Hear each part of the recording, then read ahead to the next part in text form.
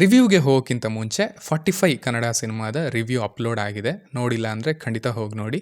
Comment ಸೆಕ್ಷನಲ್ಲಿ link ಇರುತ್ತೆ ಅಂತ ಹೇಳ್ತೀನಿ. ಹೇಳಿದಾಯ್ತು, ಶುರು ಮಾಡೋಣ. ಮಾರ್ಕ್ ಇದು ವಿಜಯ್ ಕಾರ್ತಿಕೇಯ ಅವರು ಡೈರೆಕ್ಟ್ ಮಾಡಿರುವಂಥ ಚಿತ್ರ. ಮ್ಯಾಕ್ಸ್ ಆದ ನಂತರ ಈ ಜೋಡಿ ಮತ್ತೆ ಒಂದಾಗಿದ್ದಾರೆ.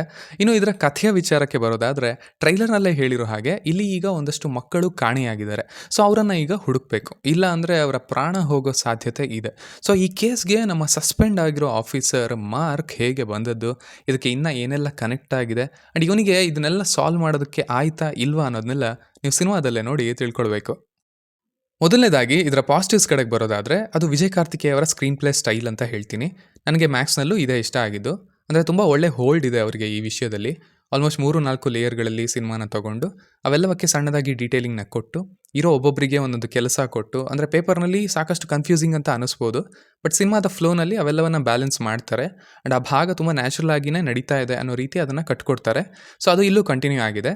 ಫಸ್ಟ್ ಆಫ್ ಇಡೀ ಆಲ್ಮೋಸ್ಟ್ ಎಸ್ಟಾಬ್ಲಿಷ್ಮೆಂಟ್ ರೀತಿಯೇ, 4 ಪಾತ್ರಗಳು, 4 ಕಥೆಗಳು, ಬಟ್ ಎಲ್ಲವಕ್ಕೂ ಮೋಟಿವೇಶನ್ ಇದೆ ಆ್ಯಂಡ್ ಅವೆಲ್ಲವೂ ಕನೆಕ್ಟ್ ಆಗಬೇಕು. ಆ ಕನೆಕ್ಟ್ ಆಗೋ ರೀತಿಯಲ್ಲಿ ಬರುವಂಥ ಇನ್ನೂ ಒಂದಷ್ಟು ಪಾತ್ರಗಳು, ನಂತರ ಇಂಪಾರ್ಟೆಂಟ್ ಅಲ್ಲ ಅಂದರೂ ಕೂಡ ಬ್ಯಾಕ್ಗ್ರೌಂಡಲ್ಲಿ ನಡಿಬೇಕಾಗಿರುವಂಥ ಕೆಲಸಗಳನ್ನು ಬೇರೆ ಬೇರೆ ಪಾತ್ರಗಳಿಗೆ ಅಸೈನ್ ಮಾಡುವಂಥದ್ದು. ಆ್ಯಕ್ಚುಲಿ ಈಗ ಒಂದು ಸಾರಿ ನೋಡಿದಾಗ ಎಷ್ಟೋ ಸಣ್ಣ ಇನ್ಸ್ಟ್ರಕ್ಷನ್ಸ್ ಮಿಸ್ ಆಗುತ್ತವೆ, ಬಿಕಾಸ್ ಆ ಥರ ಓಡ್ತಾ ಇರುತ್ತೆ ಗಾಡಿ. ಬಟ್ ಅಬ್ಸರ್ವ್ ಮಾಡಿದಾಗ ಆ ಸಣ್ಣ ಭಾಗವು ಕೂಡ ರೈಟಿಂಗಲ್ಲಿ ಕವರ್ ಆಗಿತ್ತು, ಅದು ಗ್ಯಾಪಲ್ಲಿ ಬಂದೋಗುತ್ತೆ ಅನ್ನೋ ಐಡಿಯಾ ಸಿಗುತ್ತೆ. ಸೊ ಆ ಸ್ಟೈಲ್ ಆಫ್ ಸ್ಕ್ರೀನ್ ಪ್ಲೇ, ಆ ಟ್ರೀಟ್ಮೆಂಟ್ ನನಗೆ ಇಷ್ಟ ಆಗುತ್ತೆ. ಅದು ಇಲ್ಲೂ ಕಂಟಿನ್ಯೂ ಆಗಿದೆ ಅಂತ ಹೇಳ್ತೀನಿ. ಫಸ್ಟ್ ಹಾಫಲ್ಲಿ ಸ್ವಲ್ಪ ಕನೆಕ್ಟ್ ಆಗದೇ ಇದ್ದದ್ದು ಸೆಕೆಂಡ್ ಹಾಫ್ನಲ್ಲಿ ಒಂಚೂರು ಕನೆಕ್ಟ್ ಆಗುತ್ತೆ. ಸಣ್ಣದಾಗಿ ಅದಕ್ಕೆ ಕ್ಲೋಜರ್ ಅಂತ ಸಿಗುತ್ತೆ. ಹಾಗೆ ಗ್ಯಾಪಲ್ಲಿ ಆ್ಯಕ್ಷನ್, ಹಾಡುಗಳನ್ನು ಕೂಡ ಪ್ಲ್ಯಾನ್ ಮಾಡ್ತಾರೆ. ಸೊ ರೊಟೀನ್ ಕಮರ್ಷಿಯಲ್ ಟೆಂಪ್ಲೇಟ್ ಏನಿದೆ ಅದನ್ನು ಫಾಲೋ ಮಾಡ್ದೇನೆ ಆಲ್ಮೋಸ್ಟ್ ಒಂದು ಥ್ರಿಲ್ಲರ್ ರೀತಿ. ಅಫ್ಕೋರ್ಸ್ ಎಕ್ಸ್ಟ್ರಾಸ್ ಅಂತ ಏನೂ ಇಲ್ಲ. ಈ ಸಾರಿನೂ ಸ್ಪೆಷಲ್ ಸಾಂಗ್ ಇದೆ. ಆ್ಯಕ್ಷನ್ ಕೂಡ ಜಾಸ್ತಿ ಆಯಿತು ಅಂತ ಅನಿಸುತ್ತೆ ಫಸ್ಟ್ ಹಾಫ್ನಲ್ಲಿ, ಬಟ್ ದಟ್ ವಾಸ್ ಫೈನ್ ಅಂತ ಹೇಳ್ತೀನಿ. ಇನ್ನು ಪರ್ಫಾರ್ಮೆನ್ಸಸ್ ಅಂತ ಹೇಳೋದಕ್ಕೆ ಇಲ್ಲಿ ಏನೂ ಸಿಗೋದಿಲ್ಲ. ಇಲ್ಲಿ ಬರೀ ಪ್ರೆಸೆನ್ಸ್ ಅಷ್ಟೇ, ಒಂಥರ ಬಿಹೇವಿಂಗ್ ಅಷ್ಟೇ, ಅದನ್ನು ಕ್ಯಾಪ್ಚರ್ ಮಾಡಿರೋದು. ಸೊ ಅದನ್ನು ಮಾಡಿದ್ದಾರೆ ಟೀಮ್ ಅವರು. ನಂತರ ಕಾಸ್ಟಿಂಗ್ನಲ್ಲಿ ಇಲ್ಲಿ ಇರೋವಂಥ ಆ್ಯಕ್ಟರ್ಸ್ನೇ ತಗೊಳ್ಬೋದಿತ್ತು ಅಂತ ಅನ್ನಿಸ್ತು. ಡಬ್ಬಿಂಗಲ್ಲಿ ಅದು ಗೊತ್ತಾಗ್ತಿತ್ತು. ಸೊ ಅದಾಗಿದ್ದರೆ ಇನ್ನೂ ಚೆನ್ನಾಗಿರೋದು. ಇನ್ನು ಅಜ್ನೀಶ್ ಅವರು ಸಿನಿಮಾಗೆ ಹೆಲ್ಪ್ ಮಾಡಿದ್ದಾರೆ. ಡೆಫಿನೆಟ್ಲಿ ಸಿನಿಮಾದ ವೈಬ್ನ ಮ್ಯಾಚ್ ಮಾಡಿದ್ದಾರೆ. ಆಲ್ಸೋ ಗ್ಯಾಪಲ್ಲಿ ಸ್ವಲ್ಪ ಕಮರ್ಷಿಯಲ್ ಝೋನ್ಗೂ ಹೋಗಿ ಬರ್ತಾರೆ. ಸ್ಪೆಷಲಿ ಸೈಕೋ ಸೈತಾನ್ ಕ್ಲೈಮ್ಯಾಕ್ಸ್ನಲ್ಲಿ ತುಂಬ ಚೆನ್ನಾಗಿ ವರ್ಕ್ ಆಯಿತು. ಒಂದು ಒಳ್ಳೆ ಮೂಮೆಂಟ್ ಕ್ರಿಯೇಟ್ ಆಯಿತು ಕೊನೆಗೆ ಅಂತ ಹೇಳ್ಬೋದು ಅಲ್ಲಿ. ಇನ್ನು ಈಗ ಇದರ ನೆಗೆಟಿವ್ಸ್ ಕಡೆಗೆ ಬರೋದಾದರೆ, ಸಿನಿಮಾದಲ್ಲಿ ಇಂಟೆಲಿಜೆಂಟ್ ರೈಟಿಂಗ್ ಅನ್ನೋದು ತುಂಬ ಕಮ್ಮಿ ಇತ್ತು ಅಂತ ಹೇಳ್ತೀನಿ. ಅಂದರೆ ಈಗ ಒಂದು ಥ್ರಿಲ್ಲರ್, ಆ್ಯಕ್ಷನ್ ಥ್ರಿಲ್ಲರ್ ಅಥವಾ ಟೈಮ್ ಬೌಂಡ್ ರೀತಿಯ ಸಿನಿಮಾಗಳಲ್ಲಿ ಈ ರೈಟಿಂಗಿಂದ ಮೂಮೆಂಟ್ಸ್ ಅಂತ ಕ್ರಿಯೇಟ್ ಆಗತ್ವೆ. ಓ ದಿಸ್ ಈಸ್ ಸೂಪರ್, ಈ ಪಾಯಿಂಟ್ ಸಖತ್ತಾಗಿದೆ ಅಂತ. ಈವನ್ ಮ್ಯಾಕ್ಸ್ನಲ್ಲೂ ಸಹ 6-7 ಮೂಮೆಂಟ್ಸ್ ಆ ಥರ ಇದ್ವು, ಬಟ್ ಇಲ್ಲಿ ಅವು ಇರಲಿಲ್ಲ ಅಂತ ಹೇಳ್ತೀನಿ. ಸಿನಿಮಾ ತುಂಬ ಫ್ಲ್ಯಾಟ್ ಆಗಿ ಹೋಗ್ತಾ ಇತ್ತು ಅಂತ ಅನಿಸ್ತು. ಎಂಗೇಜಿಂಗ್ ಆಗಿ ಇರುತ್ತೆ, ಬಟ್ ಅದರ ಇಂಪ್ಯಾಕ್ಟ್ ತುಂಬ ಕಮ್ಮಿ, ಬಿಕಾಸ್ ಎಲ್ಲನೂ ತೀರಾ ಕಷ್ಟ ಅಂತ ಪಡೆದೇ ಸಿಕ್ಬಿಡ್ತು ಅಂತ ಹೇಳ್ತೀನಿ. ಈವನ್ ಇಂಟರ್ವಲ್ ತನಕನೂ ಬರೀ ಎಸ್ಟಾಬ್ಲಿಷ್ಮೆಂಟೇನೇ ಇರುತ್ತೆ. ನಂತರ ಕೂಡ ಆ ಬ್ಯಾಂಗರ್ ಪಾಯಿಂಟ್ಸ್, ಬ್ಯಾಂಗರ್ ರೈಟಿಂಗ್ ಅಂತ ನಾವೇನು ಹೇಳ್ತೀವಿ ಅದು ಸಿಗಲಿಲ್ಲ, ಅಥವಾ ಸಿನಿಮಾ ನನ್ನನ್ನು ಸರ್ಪ್ರೈಸ್ ಮಾಡಲಿಲ್ಲ ಅಂತ ಹೇಳ್ಬೋದೇನೋ. ಈವನ್ ಕ್ಲೈಮ್ಯಾಕ್ಸ್ನಲ್ಲೂ ಸಹ ಅಲ್ಲಿ ತುಂಬ ಒಳ್ಳೆ ಸ್ಪೇಸ್ ಇತ್ತು.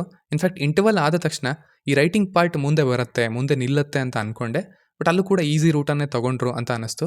ಸೊ ಹಾಗಾಗಿ ಸಿನಿಮಾ ಮುಂದುವರಿತಾ ಇರುತ್ತೆ ಹೊರತು ನಿಮಗೆ ಕನೆಕ್ಟ್ ಆಗೋದು ಅಥವಾ ನಿಮ್ಮಲ್ಲಿ ಒಂದು ಭಾವನೆಯನ್ನು ಮೂಡಿಸೋದು ಕಮ್ಮಿ. ಸೊ ಆದ್ದರಿಂದ ಇದರ ಹೋಲ್ ಇಂಪ್ಯಾಕ್ಟ್ ತುಂಬ ಕಮ್ಮಿ ಇತ್ತು ಅಂತ ಹೇಳ್ತೀನಿ. ಆಲ್ಸೋ ಬೇರೆ ಪಾತ್ರಗಳಿಗೆ ಇಂಪಾರ್ಟೆನ್ಸ್ನ ಕೊಟ್ಟಿಲ್ಲ. ಇನ್ಫ್ಯಾಕ್ಟ್ ವಿಲನ್ಸ್ಗೂ ಕೂಡ ತುಂಬ ಒನ್ ಸೈಡೆಡ್, ಹಾಗೆ ಹೀರೋನ ಇನ್ವಿನ್ಸಿಬಲ್ ಮಾಡಿಬಿಟ್ಟಿದ್ದಾರೆ. ಸೊ ಆ ಟೈಮಿನ ಚಾಲೆಂಜ್ ಇದೆ, ಅದರ ಜೊತೆ ಅವನು ಓಡ್ತಾ ಇದ್ದಾನೆ, ಕಷ್ಟ ಇದೆ ಅನ್ನೋ ಭಾವನೆ ಬರೋದಿಲ್ಲ, ಎಲ್ಲ ನಡೆದು ಹೋಗುತ್ತೆ. ಸೊ ಇನ್ನು ಇಂಟೆಲಿಜೆಂಟ್ ರೈಟಿಂಗ್ ಅಥವಾ ಡೀಟೇಲಿಂಗ್ ಅಂತ ಇರಬೇಕಿತ್ತು. ಹೀರೋ ಪಾತ್ರಕ್ಕೆ ಚಾಲೆಂಜಸ್ ಅಂತ ಇಡಬೇಕಿತ್ತು, ಆ್ಯಂಡ್ ಅವುಗಳನ್ನ ಅವನು ಹೇಗೆ ಹ್ಯಾಂಡಲ್ ಮಾಡ್ತಾನೆ ಅನ್ನೋ ಥರದ ಮೂಮೆಂಟ್ಸ್ ಇರಬೇಕಿತ್ತು ಅಂತ ಅನ್ನಿಸ್ತು. ಸೊ ಆವಾಗ ಈ ಸಿನಿಮಾ ಇದರ ಪರ್ಪಸ್ ಆ್ಯಂಡ್ ಹೀರೋ ಪಾತ್ರ ಕೂಡ ತಲುಪಿರೋದು. ಇನ್ನು ಸಿನಿಮಾ ಫ್ಲ್ಯಾಟ್ ಆಗಿ ಅಲ್ದೇ ಇಂಪ್ಯಾಕ್ಟ್ಫುಲ್ ಆಗಿ ಇರೋದು ಅಂತ ಅನ್ನಿಸ್ತು. ಸೊ ಸಿಂಪಲ್ ಆಗಿ ಹೇಳೋದಾದರೆ it's an above average decent watch ಅಂತ ಹೇಳ್ತೀನಿ. ಈ ಸ್ಟೈಲ್ ಆಫ್ ಸ್ಕ್ರೀನ್ ಪ್ಲೇ ನನಗೆ ತುಂಬ ಇಷ್ಟ, ಆ್ಯಂಡ್ ಈಗ ಅದು ನೆಸರಿ ಕೂಡ. ಆಲ್ಸೋ ಸಿನಿಮಾ ಎಂಗೇಜಿಂಗ್ ಆಗಿ ಇರುತ್ತೆ, ಎಕ್ಸ್ಟ್ರಾಸ್ ಅಂತ ಇರೋದಿಲ್ಲ. ಆ ಹೋಲ್ಡ್ ಇದೆ ಡೈರೆಕ್ಟರ್ ಅವರ ಹತ್ರ, ಬಟ್ ಅದರ ಜೊತೆಗೆ ರೈಟಿಂಗಲ್ಲಿ ಇನ್ನೂ ಡೀಟೇಲಿಂಗ್ ಇರಬೇಕಿತ್ತು. ಇಂಟೆಲಿಜೆಂಟ್ ಮೂಮೆಂಟ್ಸ್ ಅಂತ ಕ್ರಿಯೇಟ್ ಆಗಬಹುದಿತ್ತು ಅಂತ ಅನ್ನಿಸ್ತು. ಅವು ಇದ್ದಿದ್ರೆ ಸಿನಿಮಾ ಇನ್ನೂ ಇಂಪ್ಯಾಕ್ಟ್ಫುಲ್ ಆಗಿ ಇರೋದು ಅಂತ ಹೇಳ್ತೀನಿ. ಸೊ ಇಷ್ಟು ನನ್ನ ರಿವ್ಯೂ ಆಗಿತ್ತು ಈ ಸಿನಿಮಾದ ಬಗ್ಗೆ. ಇನ್ನು ನೀವು ಆಲ್ರೆಡಿ ಈ ಸಿನಿಮಾವನ್ನು ನೋಡಿದರೆ ನಿಮಗೆ ಇದು ಹೇಗೆ ಅನ್ನಿಸ್ತು ಅನ್ನೋದನ್ನು ಖಂಡಿತ ಕೆಳಗಡೆ ತಿಳಿಸಿ. ಆ್ಯಸ್ ಯೂಶ್ವಲ್ ಮತ್ತೆ ಸಿಗೋಣ.